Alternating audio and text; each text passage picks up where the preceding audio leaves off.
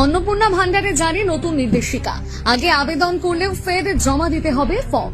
অনলাইনের ফরম্যাট সম্পূর্ণ পরিবর্তন হয়েছে, নতুন করে আবেদন করতে হবে আবার। কিন্তু কেন জানুন। রাজ্যের বহু মানুষের কাছে অত্যন্ত গুরুত্বপূর্ণ অন্নপূর্ণা ভান্ডার প্রকল্প নিয়ে সামনে এলো বড় আপডেট। যারা গত ৩রা জুন এই প্রকল্পে অনলাইন আবেদন করেছিলেন তাদের জন্য নতুন নির্দেশিকা জারি করা হয়েছে। রাজ্য সরকারের তরফে জানানো হয়েছে সেদিন জমা দেওয়া আবেদনপত্র আর বৈধ হিসেবে গণ্য হবে না।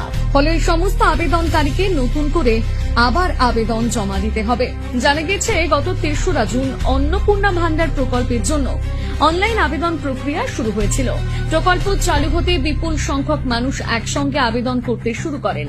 এর ফলে পোর্টালে অতিরিক্ত চাপ তৈরি হয়। পরে প্রযুক্তিগত কিছু আপডেট এবং সিস্টেমের উন্নতির জন্য ওয়েবসাইটটিকে মেইনটেন্যান্স মোডে নিয়ে যাওয়া হয়। কয়েক ঘন্টা বন্ধ থাকার পর ফের পোর্টাল চালু করা হয়েছে এবং নতুনভাবে আবেদন গ্রহণ শুরু হয়েছে।